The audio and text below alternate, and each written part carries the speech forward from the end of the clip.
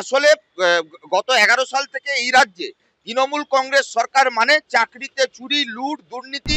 BJP শাসিত রাজ্যে police যে আচরণ পালন করে, এই রাজ্যে গতকাল উত্তরকন্যাতে একই কাজ করলো মমতার পুলিশ। ওখানেই লন্ডনেই যারা ছিল তারাই উত্তর দিয়েছে যে ইউ আর এ লায়ার, আপনি ড্রামা করতে পারেন ভালো। মমতা বন্দ্যোপাধ্যায়ের জমানায় সবচাইতে বেশি আরএসএস এর শাখা খুলেছে এই রাজ্যে। ফিরহাদ হাকিমরা যত বেশি ধর্মীয় উস্কানিমূলক বক্তব্য রেখেছেন, তার উল্টো কাউন্টার পার্ট শুভেন্দু অধিকারীরা করেছেন। দাদা, আমরা গতকাল দেখতে পেলাম ডিওয়াইএফআই এর পক্ষ থেকে উত্তরকন্যা অভিযান। সেই উত্তরকন্যা অভিযানে আমরা যেমনটা জানি যে চাকরি প্রার্থীদের চাকরি এবং ভাতার জন্য তাদের এই অভিযান ছিল, তারা একটি ডেপুটেশন জমা করতে গেছিলেন।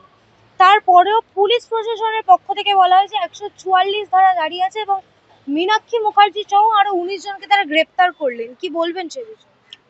চাকরির দাবি চাই করতে গেলে গতকাল বেকার বিরোধী দিবসে গোটা রাজ্যের মানুষ, গোটা দেশের মানুষ দেখলো যে বাম ছাত্র যুবদের ওপর তৃণমূল কংগ্রেসের সরকারের পুলিশের নির্মম আক্রমণ।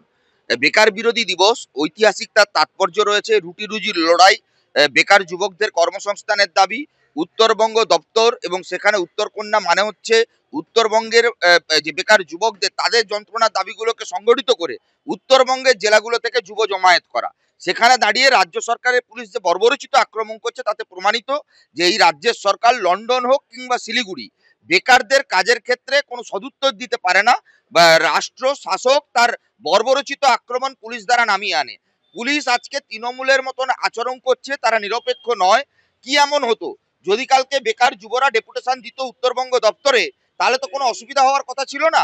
উত্তরবঙ্গ দপ্তরের মাননীয় মন্ত্রী ওখানে ডেপুটেশনটা নিতেন এবং পরবর্তীকালে কথা বলতে পারতেন তাদের সঙ্গে। আসলে গত 11 সাল থেকে এই রাজ্যে তৃণমূল কংগ্রেস সরকার মানে চাকরিতে চুরি, লুট, দুর্নীতি। বেকারদের চাকরি নেই, বেকার যুবকদের সঙ্গে প্রতারণা করেছে এই সরকার। স্বাভাবিকভাবে উত্তরবঙ্গ মন্ত্রী বলুন, উত্তরকন্যার দায়িত্বপ্রাপ্ত আধিকারিকরা বলুন, তারা পুলিশকে সামনে রেখে পালিয়ে গেলেন রীতিমতন।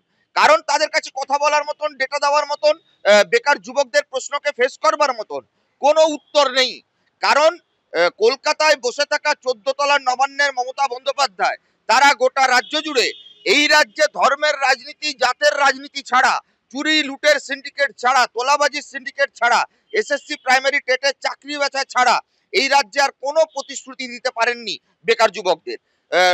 আপনার যদি খেয়াল থাকে তাহলে মাধ্যমিকের ড্রপ আউট বাড়ছে, উচ্চ মাধ্যমিকের ড্রপ আউট বাড়ছে, এসএসসি প্রাইমারি টেট বন্ধ, নতুন কোনো শিল্প কলকারখানা নেই। বেকাররা যাবে কোথায়? কৃষিকার্যে যুক্ত যে বেকার যুবক সম্প্রদায়, সারের দাম বাড়ছে, তারা ফসল ফলাতে পারছে না। শিল্প না থাকায় তাদের কলকারখানায় চাকরি নেই, চা বাগানে কম বয়সীদের মজুরি নেই, এবং সার্বিকভাবে গোটা রাজ্য জুড়ে বেকারদের বেকারত্ব যে হারে বাড়ছে, তাতে রাজ্য সরকার দায় এড়িয়ে প্র্যাকটিক্যালি কখনো লন্ডন, কখনো কলকাতা, কখনো দিল্লি এইসব করে বেড়াচ্ছেন। বিজেপিকে ঢাল করে আরএসএস এর স্ক্রিপ্টে, ঠিক যেভাবে বিজেপি সরকার যখন রোজগারের দাবিতে দিল্লিতে পার্লামেন্ট মার্চ হয়, কিংবা ইউপিতে পরীক্ষার্থীরা প্রতিবাদ জানায়, কিংবা বিহারে প্রতিবাদ জানায় বেকার যুবকেরা, তখন যেভাবে বিজেপি শাসিত রাজ্যে পুলিশ যে আচরণ পালন করে, এই রাজ্যে গতকাল উত্তরকন্যাতে একই কাজ করলো মমতার পুলিশ। আপনাকে স্মরণ করিয়ে দেব, এই রাজ্যে এই চাকরির দাবি, ছাত্র সংসদ ভোটের দাবিতে আমাদের শহীদের তালিকা দীর্ঘতর। আপনি যদি খেয়াল করেন, মহিদুল ইসলাম মিদ্যা থেকে শুরু করে সুদীপ্ত গুপ্ত থেকে আনিস খানরা, তারা যতগুলো মিছিলে শহীদ হয়েছেন, মারা গেছেন, প্রত্যেকে শাসকের হাতে আক্রান্ত হয়েছেন, রাজ্য সরকারের হাতে আক্রান্ত হয়েছেন। প্রত্যেকটা ক্ষেত্রে দাবি কি ছিল? স্বচ্ছভাবে ছাত্র সংসদ নির্বাচন এবং সুস্থভাবে, স্বচ্ছভাবে এসএসসি প্রাইমারিতে রিক্রুটমেন্ট নিয়োগ। এই যে বারে বারে লন্ডনে ঘটনার পর তৃণমূলের তরফ থেকে বলার চেষ্টা হচ্ছে না যে রাজ্যে আসুন, রাজ্যে সৌজন্যতা বোধ দেখান। কোন সৌজন্যতা বোধ? যেখানে বেকাররা চাকরি চাইতে গেলে, জবের প্রশ্ন করতে চাইলে, বেকারত্ব নিয়ে যন্ত্রণা নিয়ে ডেপুটেশন দিতে চাইলে সরকার পুলিশ লড়িয়ে দেয়, পুলিশ রীতিমতন যুদ্ধ ঘোষণা করে। কি ছিল ওদের হাতে? ওদের হাতে ঝান্ডা ছিল, ডেপুটেশনের কপি ছিল। এমন আচরণ পুলিশ করলো যেন সন্ত্রাসবাদীদের সঙ্গে আচরণ করছে। তাদের হাতে তো কারোর কাছে বন্দুক লাঠি ছিল না। এ তো তৃণমূল কংগ্রেস নয় 21শে জুলাইয়ের মতন বোম বন্দুক নিয়ে রাইটার্স অভিযান করেছে, বা তৃণমূল কংগ্রেসের মতন নয় যারা ছাত্র বা যুবরা প্র্যাকটিক্যালি পাড়ার মস্তান গুন্ডারা, তারা ছাত্র যুব নেতা হয়ে বসে আছে। রাজ্যের শাসক দলের সমর্থক বহু ছাত্র যুব রয়েছে, তাদের যন্ত্রণার দাবিও কিন্তু এই উত্তরকন্যা অভিযানে ছিল। স্বাভাবিকভাবে যুবকরা দেখছে, তাদের অভিজ্ঞতার মধ্য দিয়ে আগামী দিনে এই রাজ্য সরকারের বিরুদ্ধে বাংলার বেকার যুবক যুবতীরা ঐক্যবদ্ধ হবে। দাদা, এই যে আপনার কথার প্রসঙ্গে বলি, আপনি এক্ষুনি লন্ডনের কথা বললেন। আমরা দেখতে পেলাম মাননীয় লন্ডনে গেলেন এবং লন্ডনে গিয়ে তিনি এই বেকারত্বের প্রসঙ্গেই বললেন যে অন্য যে কোনো জায়গায় বেকারত্ব বাড়লেও বাংলায় বেকারত্ব 46% কমেছে। ওখানেই লন্ডনেই যারা ছিল তারাই উত্তর দিয়েছে যে ইউ আর এ লায়ার, আপনি ড্রামা করতে পারেন ভালো। স্বাভাবিকভাবে ড্রামাটিক লায়ার, তিনি নাটক করে ভুল তথ্য দিয়ে একই মিথ্যে বারবার বলছেন। আপনাকে আমি ডেটা দিয়ে বলতে পারি, উনি যে সাবজেক্টে বলতে গেছিলেন ওমেন এম্পাওয়ারমেন্ট, সেখানেও এই রাজ্যে নারীদের ক্ষমতায়ন এবং নারী শিক্ষার ক্ষেত্রে কি অবস্থা, বেহাল দশা। উনার রাজ্য সরকারের দেওয়া রিপোর্ট অনুযায়ী, এনসিআরবি ডেটা অনুযায়ী 2021-22, 23-24 এই রাজ্যে বাল্যবিবাহ বেড়েছে, 18 বছরের নিচে মেয়েদের গর্ভপাত প্রবণতা বাড়ছে, অপুষ্টির শিকার হচ্ছে 18 বছরের নিচের মহিলারা। অল্প বয়সে বিবাহ হওয়ার ফলে তাদের যে সন্তান, তারাও অপুষ্টিতে ভুগছে। নারী পাচার বাড়ছে, শিশু পাচার বাড়ছে। এই রাজ্যে বেকারত্ব আপনি যদি দেখেন, স্বাধীনতার পর গোটা দেশে যেমন বেকারত্ব শীর্ষে গেছে, এই রাজ্যও তাই শীর্ষে গেছে। এই রাজ্যে একটা সময় বামফ্রন্ট ছিল, প্রতি বছর দুর্গাপুজো, ঈদ, মহরমের মতন এসএসসি হতো, প্রাইমারি হতো, টেট হতো। আর এই রাজ্যে তৃণমূল কংগ্রেস কাজ মানে কি করেছে, পাড়ায় পাড়ায় তোলাবাজি সিন্ডিকেটের একটা স্টেট তৈরি করেছে, পাড়ায় পাড়ায় ঢালাও দেশি মদের লাইসেন্স দিয়েছে, অনলাইন লটারি ব্যবসা করেছে, বেকারদের কাজ দেয়নি।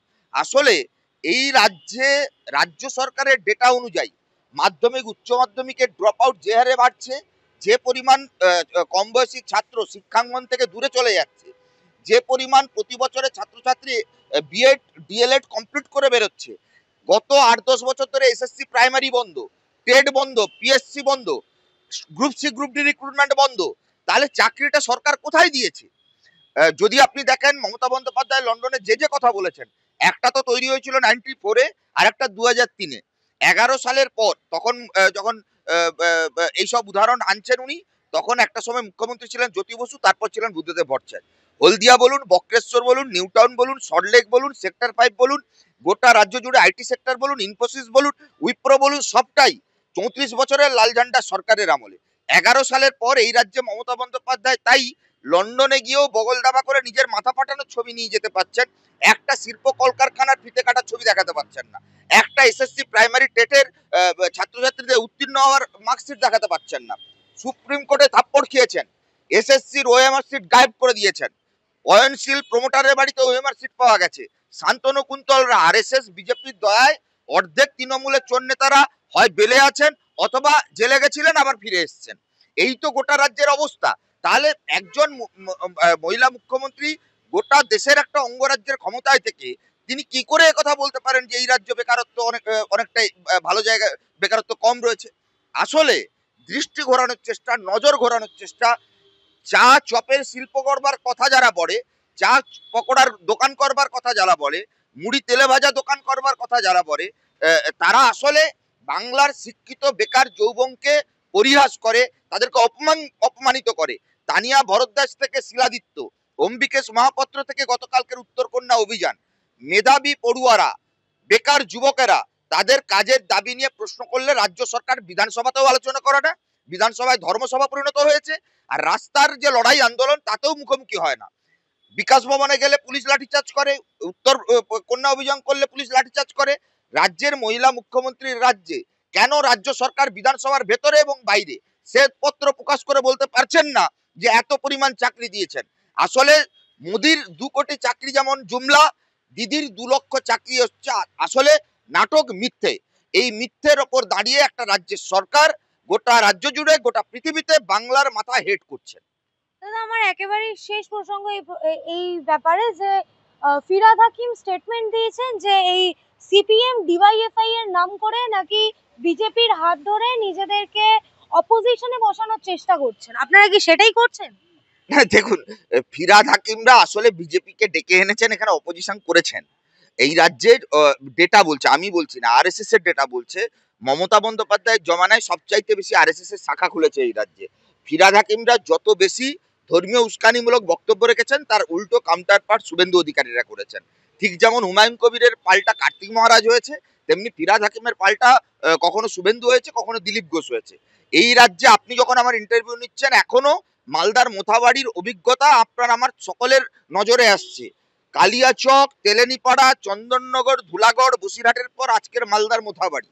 তৃণমূল থাকলে সরকারে দাঙ্গা হবে, তৃণমূল থাকলে বিজেপি শক্তিশালী হবে। আর ওখানে দিল্লিতে যত বিজেপি থাকবে এখানে তত দিদি থাকবে। এই দিদি মোদি মিলেমিশে লুটে পুটে খাই, চোরে চোরে মাস্তুতো পাই। ধর্মের নামে জাতের নামে রাজনীতি করে নিজেদের দুর্বলতা, নিজেদের লুট, নিজেদের চুরি, নিজেদের দুর্নীতিকে আড়াল করবার চেষ্টা করছেন। বিরোধী আর শাসক এরা একে অপরের সঙ্গে হাত মিলিয়ে বিধানসভায় ধর্মসভা পরিণত করেছেন। সেখানে কে কত বড় হিন্দু তার প্রতিযোগিতা হচ্ছে। কেউ গেরুয়া বসন করে, কেউ গীতা নিয়ে, কেউ কোরআন নিয়ে রাজনীতি করছেন। বেকারদের চাকরি, শিক্ষা, অন্ন, বস্ত্র, বাসস্থানের কথার উপরে দাঁড়িয়ে না শাসক দল না বিরোধী দল বিজেপি এরা কেউ কোনো কথা বলছে না। এই রাজ্যে একটা বেকারদের যুবকদের মিছিল করতে গেলে পুলিশ লাঠিচার্জ করে, পুলিশ পারমিশন দেয় না। অথচ আরএসএস এখানে 3 দিন ধরে তাদের শিবির করে গেল। গোটা রাজ্য জুড়ে আরএসএস এর মোহন ভাগবত রাজ্য সরকারের নিরাপত্তা নিয়ে ঘুরে বেড়ান। ফলের ঝুড়ি ফুলের বকে পাঠান এই রাজ্যের মাননীয় মুখ্যমন্ত্রী মমতা বন্দ্যোপাধ্যায়। আরএসএস নাগপুরের নির্দেশেই এই রাজ্যে 98 সালে তৈরি হওয়া তৃণমূল কংগ্রেস বিজেপির পয়সায় হিষ্টপুষ্ট হয়ে আজকের দিনে দাঁড়িয়ে এই রাজ্যে ক্ষমতায় তৃণমূল। 11 সালে এই আরএসএস, এই জামাত, এই বিজেপি, এই তৃণমূল হাতে হাত মিলিয়ে এই রাজ্যে বামফ্রন্ট সরকারকে পরাজিত করেছিল। স্বাভাবিকভাবে তার রিটার্ন আজকে গিফট দিয়েছেন মমতা বন্দ্যোপাধ্যায়। তার জন্যই আরএসএস মোহন ভাগবত আর্জি করে মমতার পাশে দাঁড়ান। আর সেই কারণেই লোকসভা কিংবা রাজ্যসভায় বিজেপি যখন একের পর এক জনবিরোধী বিল পাস করে, তৃণমূলের এমপিরা নীরব ভূমিকা পালন করেন, কখনো লন্ডনে ছুটি কাটাতে চলে যান। মমতা বন্দ্যোপাধ্যায় লন্ডনে যাওয়ার আগে প্রেস কনফারেন্স করে নবান্নে বলেছিলেন যে তিনি না থাকলে রাজ্যে ভয়ানক আগুন জ্বলতে পারে। আপনি মিলিয়ে দেখুন, মমতা বন্দ্যোপাধ্যায় যতবার বলেছেন রামনবমীতে দাঙ্গা হতে পারে ততবার দাঙ্গা হয়েছে। মমতা বন্দ্যোপাধ্যায় যতবার বলেছেন ঈদে গন্ডগোল হতে পারে ততবার গন্ডগোল হয়েছে। আসলে পার্থক্যটা এখানে।